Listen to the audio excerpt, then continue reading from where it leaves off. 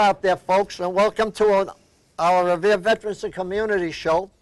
Today we have a special gentleman. His name is Bill Jackson. He's with the Boston International Film Festival, and he's also chairman of moderators. Bill, welcome to the Revere Veterans and Community. Well, thank you, Morris. And first of all, you are a community veteran. No, you're the veteran. Okay. By the way, do I call you Morris? Do I call you Morris? No. Do I call you Mr. Morris? How does, what's your... Just call me by my first name. Just Morris, Bill. Okay. By the way, before we start and go into the film festival, tell us a little about yourself. People like to know about our guests, and you're one of the best guests we've had on for a long time. Oh, thank you, and I haven't even started yet. I appreciate that. Well, I was raised up in Needham, Massachusetts, graduated from Needham High School, went on to Boston College. Upon graduating from Boston College, I went into Peace Corps, Liberia, West Africa. Who was the president when you went into Peace Corps, if I may ask? John F. Kennedy died November 22nd, 1963, and I had worked in his campaign and so forth. So when he died, I decided to go into the Peace Corps. LBJ, Lyndon B. Johnson, was his successor, yes. Right. Yep. Did you ever meet any of these famous people? I've met a lot of them. Let's hear them. You mean who I shook hands with? Yeah. Oh, Ronald Reagan, Jimmy Carter, LBJ, John F. Kennedy. So I can shake the hand that shook all those presidents. Thank you, Bill. Tell us a little about your education, like at BC and all those before you. Yeah, at BC I was a political science major with a minor in education. And as I say, after I graduated, I went in the Peace Corps because of John F. Kennedy. How many years, if I may ask? It was 2 years, 65 to 67, in a little town on the coast. It was very nice.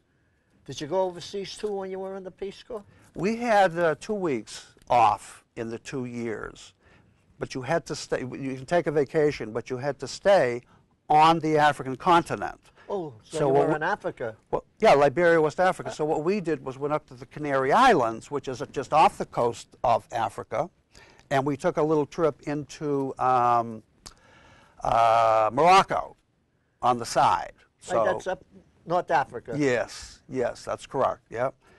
And that was 2 years. That was the happiest 2 years of my life because I was helping people. By the way, the students over there, when the teacher walks into the classroom, students all stand, and until you ask them to be seated, okay? And they wore these little uniforms, pair of shorts, beige, and a little white shirt. And these are people that didn't have much money. But the school I was at was a Catholic school, and the principal was one of the most outstanding people I have ever met. Do you know in your lifetime you might meet 5 people that you'll never forget? That's right. I know more than 5. Well, I know you do. But anyway, he was from the Crew tribe, and they were the tribe that when the slave ships took off, they jumped overboard and drowned rather than come to the United States. He became a Monsignor, and he became the first bishop, the first black priest in Liberia. And he became bishop of all Liberia. So it was outstanding. It was a good time. Very interesting. Another thing I would like you to talk about, you showed me a picture of your family. Yeah. Tell us a little about them. You had an adopted son, I believe? Yes, quasi-adopted. He was a student at a middle school where I was an administrator, and his mother had lots of children. His father was in jail. When you say lots of children, Bill, exactly what do you mean by lots? She had 10 That's children. lots. Yeah. Okay. And his father was in prison for 20, what? 25 years, his kid's dad. So, but his grandmother lived down the street from the school. So she more or less was the contact person. And one day she came in and she sat down and she said, "Mr. Jackson, Tracy will not come into the school." I said, "Why?" "Because he's got floods."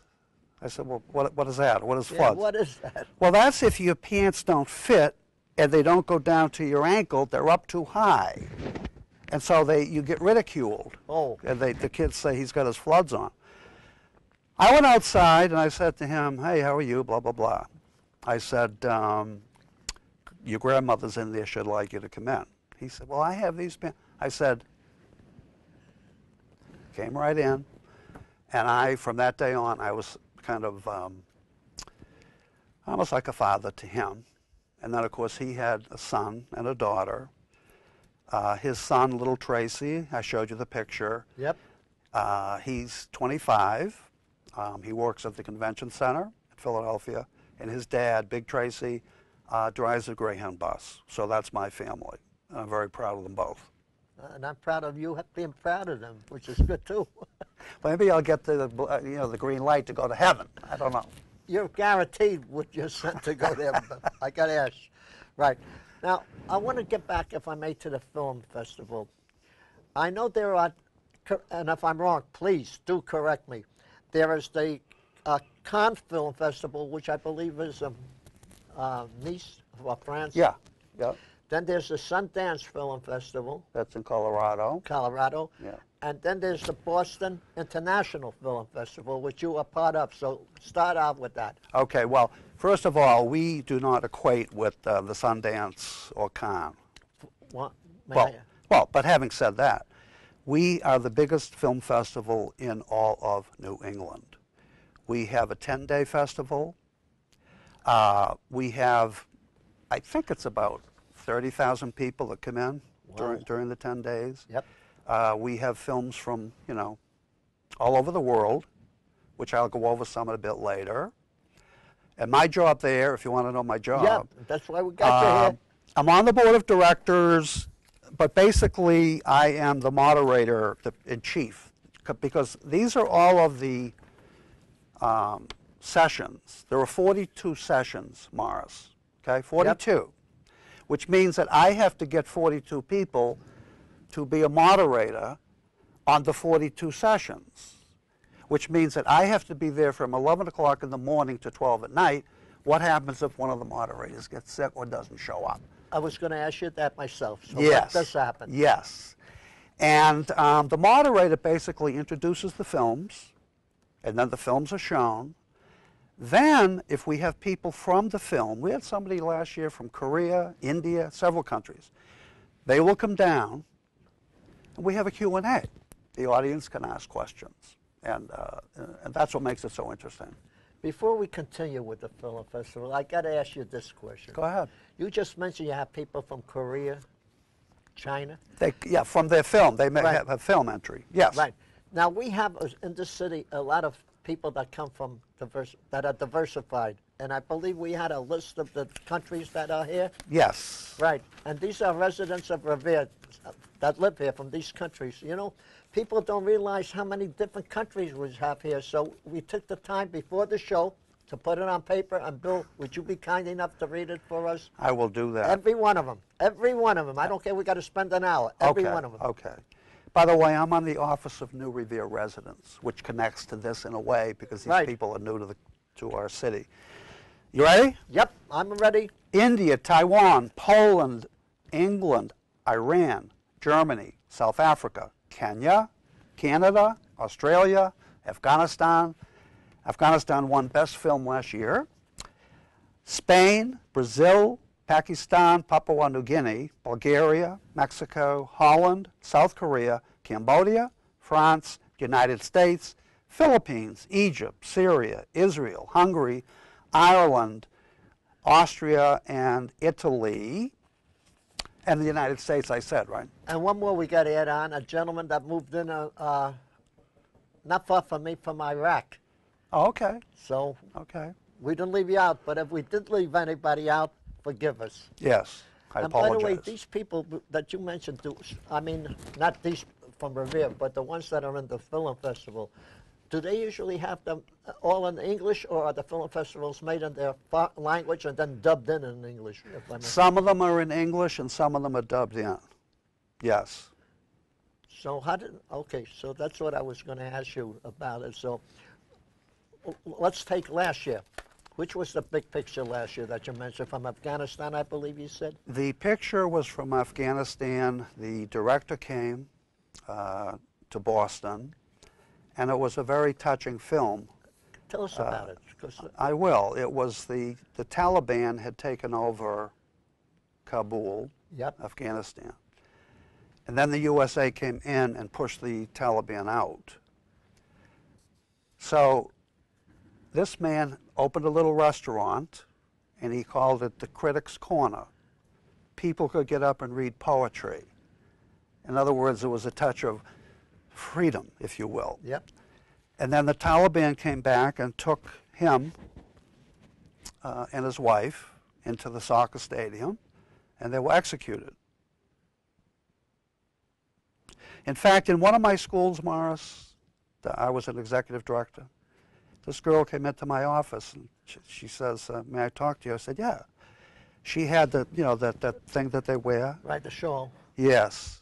And she sat down and I said, "Oh, well, where are you from?" She says, "Afghanistan, Kabul." I said, "Well, what are you doing here?" Her parents owned a store, and the Taliban at this time was in Kabul. It was a little store, and they committed a cardinal sin. They played some music. That's a cardinal sin? With the Taliban? Yeah. Yes. I wouldn't be here talking to you because that's all I do at the senior center, believe it or not, is I play music for the people. Good for you. Yeah. Good for you. Tell us about it. I'm very curious. Well, the Taliban came in and took her parents out across where they had the soccer stadium. That's where they did the executions. You mean in front of a crowd? Well, you could go and watch. She watched. They made this girl come and watch her parents get executed. Because of music? Because, yeah, that's right. That's right, yeah. Thank God we live in America. And I, tell me about it. I said, you know, and I was really almost in tears, you know, and I forgot what you wanted, but this is a great country, USA. I got to ask you a question. Is it true that they still, for stealing, that they still chop off your fingers or you know? In Afghanistan? Yeah. Well, There's really no government there because they're all warlords. They're different tribes, you know? It's Yes. not like they have one government that can rule the whole country like we have in America. It's just tribals. that's correct. That's correct. I cannot answer that question because I don't know. I do know this, since the United States is pulling out. Yep, at the end of the year, unless we get an agreement with the new president. Oh, yeah, right. Anyway, so it's going to go back. The Taliban are going to come back into the country, and that's the shame. Funny you should mention that because I can say this to you. In Iraq, where we lost a lot of boys fighting the war in Iraq against Saddam Hussein, right now the Taliban is back in the city of Baghdad and around the surrounding areas because of the factions fighting with each other. So the Taliban, you know, divide and conquer routine. So Well, also Al-Qaeda. Yep, so Yeah. they could do it. Yeah. By the way, that was the picture of Afghanistan. Tell us the year before. The year before was South Korea. Oh, so That every won year, Best in Show. excuse me, then Best- every year you have a different country, or is it, or is it just the best Well, picture? well, all these films, okay, that we see, Yep. we picked the best film, and 2 years ago it was South Korea, and the director, producer, writer, he came all the way from South Korea. He took me to lunch every day, but that's not why he won Best in the Film, Best Film. He would take me, and he had his wife was there and everything, but every day we went to lunch, and I learned a lot about South Korea. So anyway, basically, my job is to train the moderators. They have to get up and introduce the film, then, or the three films. Then, if the director or sometimes the actors are there, they will come down front, and there's a Q&A, question and answer, which is a lot of fun. You learn more about the film, you learn more about them. And as a matter of fact, I like that part of this whole job the best. Meeting these people from the foreign countries and learning about their films. Right, Bill, I got to ask you as a layman, because I know nothing about the international. Who decides, or how many people decide which is the best film of the year? For example, I got 5. How many films do you get to begin with? Oh my goodness, 42 times, well over 100, 150. Films? Yeah. And how many are picked out to be well, only one can be the best. So but- the way that gets picked is what you want. Right. First of all, we start in October reviewing films, and we review about 1,200 films. We sit at a table like this, okay? Yep. The film comes on the TV.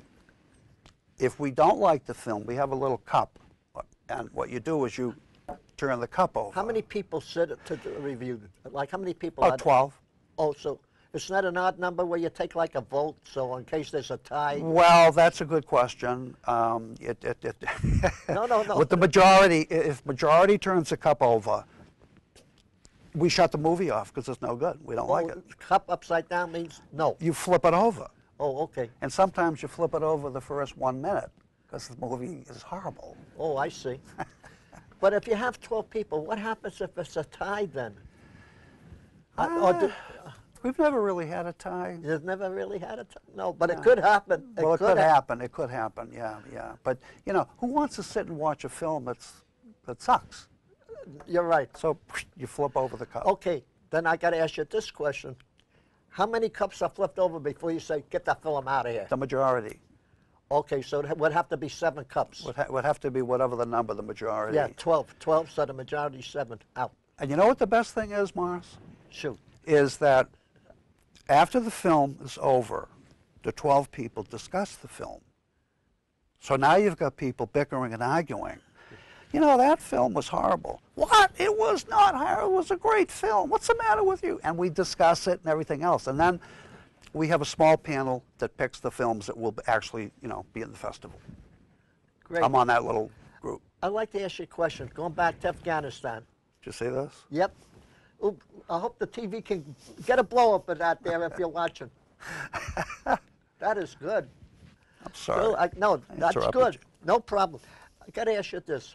In Afghanistan, what you mentioned to me about putting people to sleep because they play music, do they allow smoking there? I don't know. I do know this. It is the center of poppy seeds and heroin production. Yep. Oh, yes. And you mentioned earlier that there's all these tribes all over the country, right. And there are. The central government in Kabul cannot govern all of these places. Right, that's Karzai. He's having problems there. Well, he's a little psychotic, but that's where the heroin comes from. I know. It's a poppy field there. And while we were there, Not with you. No. While our soldiers were there, right, they were doing that, but there's no way that we could put a stop to it. You know why? The reason I mentioned smoking, before we went on the air, you mentioned about our representative, Steve Morabito, smoking. Yes. And he wants to raise the ages of that people should not smoke. Can you elaborate on that for me? Yes, I'll be happy to. Please do. By the way, Steve, thank you for what you're doing. Well, he's got some friends and enemies on this. Well, naturally, the smokers would be against it, but I think health-wise, it's good. Well, he did a deep study. He studied all of the statistics on the how many people get lung cancer out of it. Needham was the first town to put it up to 21. And the death rate from lung cancer dropped. Unhappily, the city of Revere, I don't have the specific numbers, but they're not very, very good. The public hearing was held at the last meeting, and now it's going to have to be voted on. There was an attorney representing some businesses, okay? Why? Because... financial reasons. Yes. And then you have the taxes that are collected on the right. cigarettes.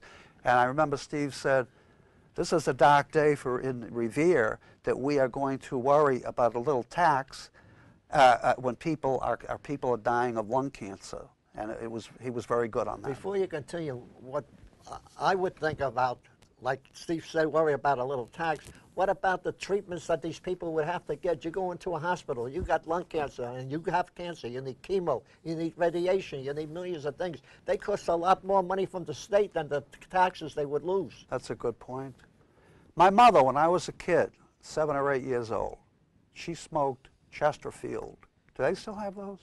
I don't know, but I smoke like the son of Camels. I used to smoke them all the time, a pipe and cigars, but I gave it up about 45, 46 years ago, and I'm lucky. Good for you. Thank you. My mother didn't give up, so she had 4 or 5 heart attacks, and right. actually She died when I was in Liberia, and it was from cigarette smoking. There's no doubt about it. Yep. People don't realize that, it's an addiction. And talking about addiction, I don't want to get into what. We have a thing coming to the casino coming to Revere, I hope. Yeah. And they worry about being addicted to gambling, being addicted to smoking, or being addicted to drinking. It's the individual's fault. It's not the tobacco's fault. It's not the alcohol's fault. If you can't stop it, it's your fault. That's the way I look at things, Bill. Well, a person who's addicted to liquor, wouldn't you be in favor of shutting down every liquor store and all the bars in the city of Revere? No, I would get that person help, because I'll tell you, that person needs help. There are people that could drink in moderation and they have no problem. I mean, you don't have to be an alcoholic. That's why they have Alcoholic Anonymous. You can't stop drinking, you go to get treatment and they'll try and help you. But that doesn't mean because I'm an alcoholic, every liquor store should be closed down. No, I would be against that. Yeah. Well, that's the same point with the gambling. And there are people who are addicted to gambling. But smoking is a horse of a different color, because no matter how little you smoke, it can kill you on the long run. They say you lose 7 seconds for every cigarette that you put in your mouth. Morris, not only that, but cigarettes can lead to, because nicotine is an addictive substance. Cigarette smoking can lead to other drugs. It's an entryway into other drugs. And as you know, the city of Revere, even in this newspaper, there was an epidemic of heroin death because they're putting something into the heroin, some type of medication to make it more powerful. And it's an extremely serious problem. That's why I don't think we should allow drugs or marijuana. Now, we have an officer here. I'm sure people know him when I mention his name, Mickey Casoli. He says, say no to drugs, and there's a reason for that. Now, they want to put marijuana, legalize it. And here, right in today's Metro, and this is dated February the 28th, overdose spikes in Revere, health officials issue alert. There, you can see it right on the headlines here, right here. Well, I tend to agree on the marijuana. And that's where you could... Another thing, by the way, what Steve found out was this, when he did his research. These kids are smoking marijuana now when they're, in junior high school, not cigarettes. The marijuana's the big thing that they're smoking. You believe that? Yep, and I got to tell you something else. When I was a young kid, small, about 5, 6, or 7, I would go to the movie. Every actor and every actress that you see there with a cigarette in their mouth or a pipe in their mouth, or Edward G. Robinson with a cigar in his mouth, to us it meant that's a good thing, because, if they do it, why not us? Until they realized later on that those things were killing them, and a lot of them died of lung cancer, like the great actor Steve McQueen. He died of lung cancer. I watch Turner Classic Movies. John Wayne is another one. Yeah. Turner Classic Movies has all those wonderful, the Right. golden age. And, Yep. and you're right, because they're all smoking cigarettes. Right. And then a guy like Humphrey Bogart, lung cancer. Right. Because people did not know. But here's the thing, Morris. Today, they know. But it don't mean something to some people. Exactly. I've never smoked a cigarette in my life. Well, good going. But wait a minute, I just overstated. When I was about 10 years old, this friend of mine, we were walking the railroad tracks in Needham. He picked up a butt, that was left on the track. That's how I started. Yeah. He picked it up and he lit it, and he says to me, go like this, which I did, and I nearly died. That was it. I had a friend of mine, he had a little pair of scissors, and we used to wait by the streetcars in Brooklyn, New York, and people couldn't get on the streetcar smoking because smoking was not allowed on the streetcar. So the people that did smoke would either drop the cigarette or throw it down there.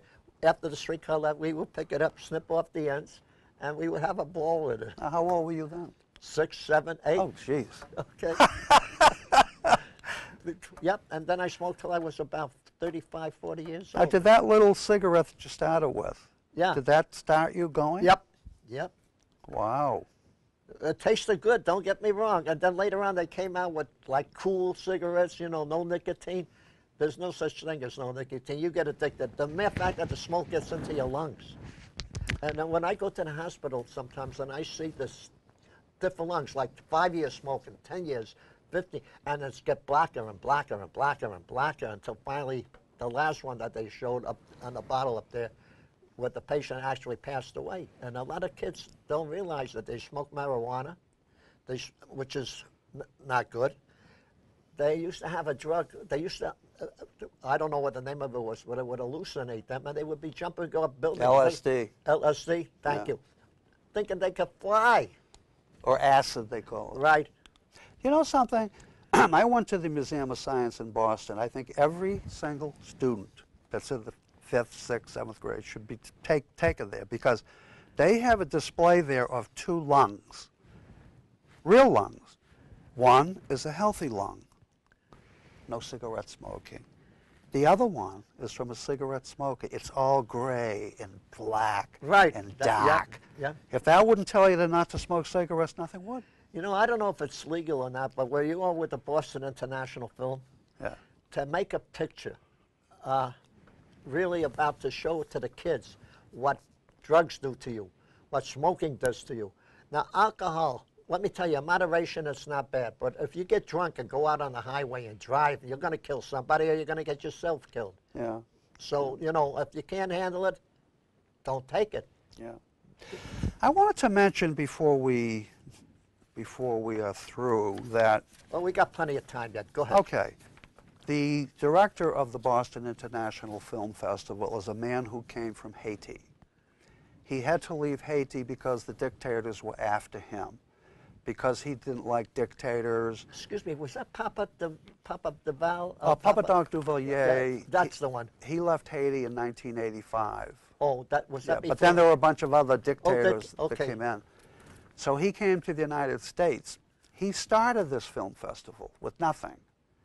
And today, he's the only person around here that produces and makes his own movies. And I wanted to show one. I was going to ask you about that one. And this gentleman right here, I've seen him. And I wonder if you could start with him first, Bill. Yep, that's Scott Neuville. Yep, that's the one. He's a very close friend of mine.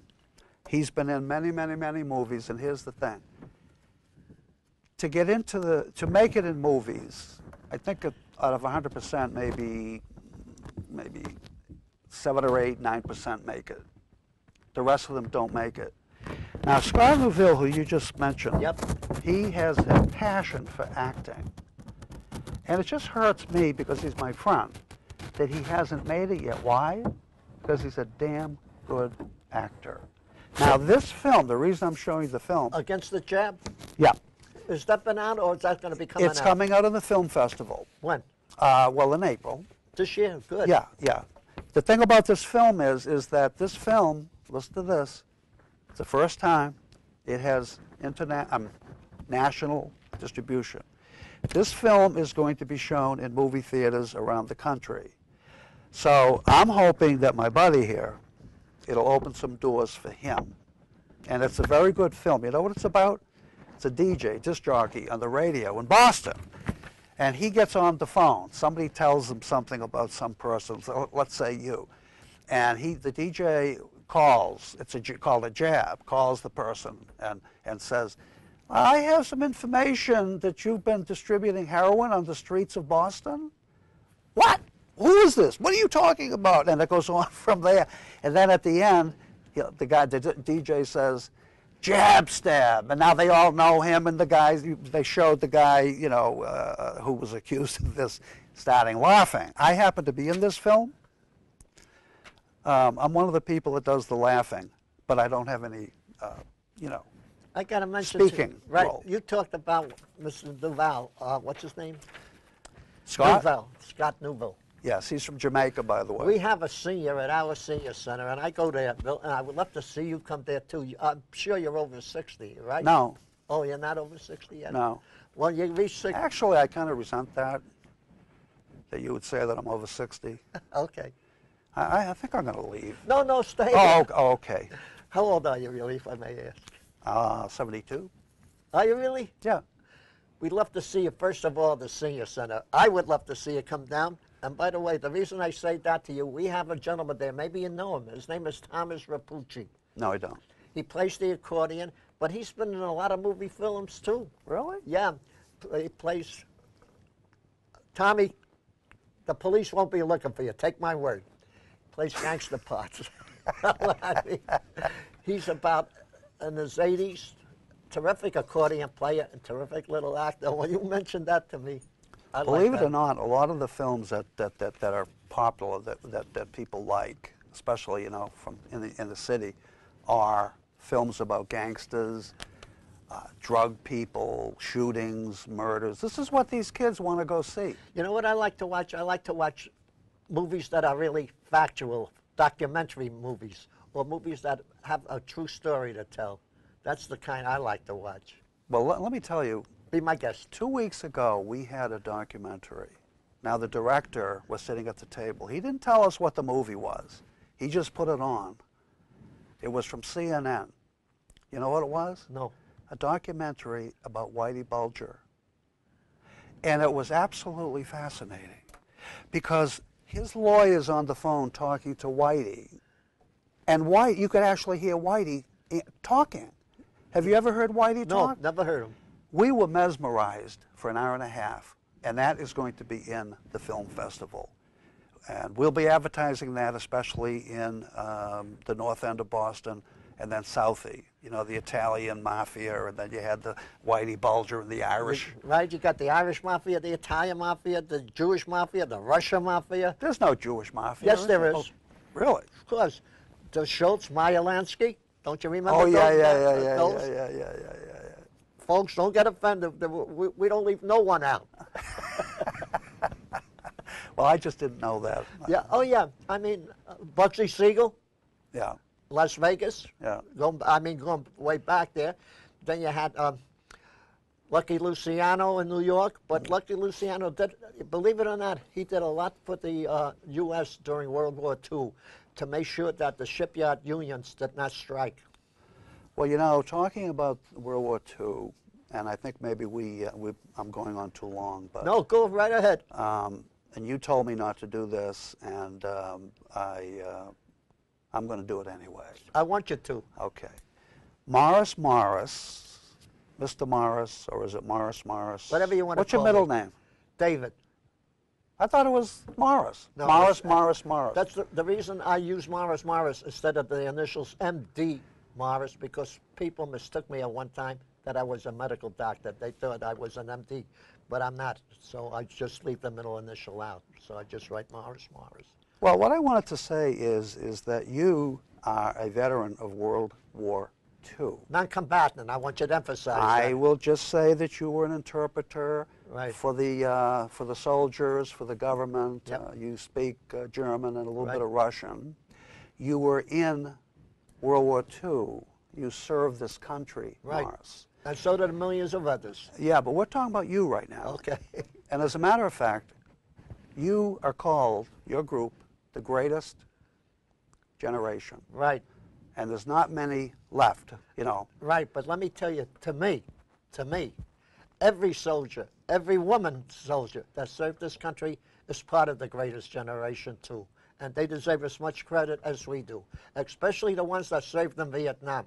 They did not get the credit they deserved till later on. Some of them never lived to see the credit they deserved. But they did the same thing we did. They fought for our country. They fought for our freedom. If it wasn't for them, I'd be speaking some other language. That's the way I look at it. But I'd like to thank you for your service to And this I country. like to thank you for your community service. See that? Because you're a community veteran. You are.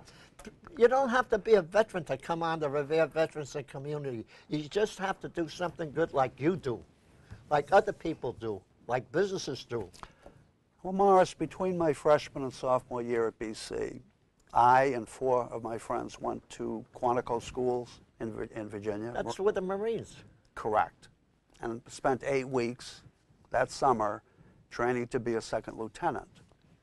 And as I told you earlier, I ended up going in the Peace Corps. It was before the big Vietnam. I wasn't escaping the Vietnam War. I didn't think you was. But I will tell. My brother tries to tell me that sometimes. You're a draft dog. One ear in, one ear out. So the other 4 went into the service, and never came back. See that? Yep. You know, we have a gentleman in Revere. His name is Joe Fortunato. I don't know if you know him. He's also a Republican. He had seven, his father included, and 6 other brothers, 7 altogether, served in World War II. And thank God they all came back. And then there was a group of 5 brothers, the Sullivan boys. I'm sure you know about them. I've seen the movie. Yeah? Yeah. That's what I mean by a documentary. See, pictures like that I love to watch. I mean, it's a sad story, but I learned from those pictures. They were on a ship called the Juno, I believe it was, that was torpedoed, and all 5 of them went down. That's right. That's a great movie. Yeah. Thomas Mitchell's in that movie. Right, yep. But I sometimes feel a little guilty that my 4 friends from BC, they didn't come back, but I came back, and here I am. I had a friend when I went to high school, whose name, I never forgot it, because we were buddies from kids, you know, Yeah. 13, 14, 15, up to about 17, 18. He went into the service. His name was Rudy Rutigliano, come from Brooklyn. He was only overseas, I think, 2 or 3 months, and that was the end. Really? So, yeah, young. Yeah. And by the way, talking about Vietnam, I'm glad you mentioned Vietnam, because we had the Vietnam Wall here the past June. Yes. Coming to the Beachmont VFW, which I would like to thank the Beachmont VFW and the Revere Veterans Association and Nick Bull for bringing the wall here. And I was looking down the names of the list, and the gentleman that brought the wall in and I were talking like you and I do, and I said to him, which is the youngest one on there? Because there was some over 60. But I said, which is the youngest one? And he pointed to a name there, and it was a kid only 14 years old who lied about his age to get in, was overseas, not even a month, he said, and he was killed. Really? Yeah, so Yeah. you could see her. And I, by the way, tried to get into the service too. I got in, I was thrown out because I was young, not because I was bad, but when I reached 17 in a few months, I went to Fort Dix, New Jersey. I got in, took my basic there, was shipped overseas, landed in Marburg, Germany, where the SS had their barracks, but the war was over, so we took that over. And from there, they... Were you there a couple of weeks ago when they had at the VFW near Beachmont, they had a soldier who had been very... With the wheelchair? Yeah. Were Yeah. you there? His name, I believe, was James Crosby, if I'm correct. Yes. Yes. Yeah, at the Matola Post, and we don't, Yes. and they donated a chair because his legs were. Yes. Yep. Yeah. I was there. Yeah. And then he came out. We were all there having, coffee and everything. Then he came out. Right. And then, I'm sitting in the chair, and all of a sudden he pressed some button, and he was able to Stand up. and it was Right. just so great. It was just so great. What a nice kid. He says to me, "Can you get me a cup of coffee?" By the way, we have veterans, and if I can just, because we were going to talk about a movie, but we have veteran organizations, not only in Revere, Winthrop, Roseanne, Francisco in Boston, Andrew Biggio in Wakefield, and Saugus, that do so much for the veterans. As a matter of fact, in a couple of, April, another month, about a month and a half, he has a ride that he raises money for disabled veterans to help them. So these people do a fantastic job for us. Well, and the way the economy is today, Bill, Yes. it's hard to, it's like pulling teeth, really, when you want to get a donation on there. But these people go out of their way to help other people. But the city of Revere, there are so many people volunteering for so many things in this town of Revere. It's unbelievable. Unbelievable. It is. To me personally, and I've been around, I worked in Michigan, and I worked in Texas, I worked in California, I worked in the Middle East, I worked in the Pacific, Hawaii, and I've seen a lot of things. And coming from a big city like New York and living in Revere, I wouldn't trade the worst part of Revere for the best part of New York. No offense, because we do so many things, percentage-wise, more than any city, I think, in the country. We really do. We've had some great leaders here. We had Tommy Abrasino, the mayor. Yes. We got our new mayor, Dan Rizzo. We had George Colella, may he rest in peace, as our new mayor. Bill Haas. Yes, Mayor Haas. Excellent mayors. Talking about politicians, I just want to show something Be my guest. in the festival here. We still got about 5 minutes. We have a letter from the mayor Oh, of yeah. Boston. Then we have, Wait a while, excuse me. yeah, That's Mayor Menino, before the new yeah, mayor came yeah, in. yeah, Oh, okay. yeah. Then we have, this was our 10th year anniversary. And then we have Governor Deval Patrick. Yep, I met him at the Bagel Bin a couple of did? years ago. Yep.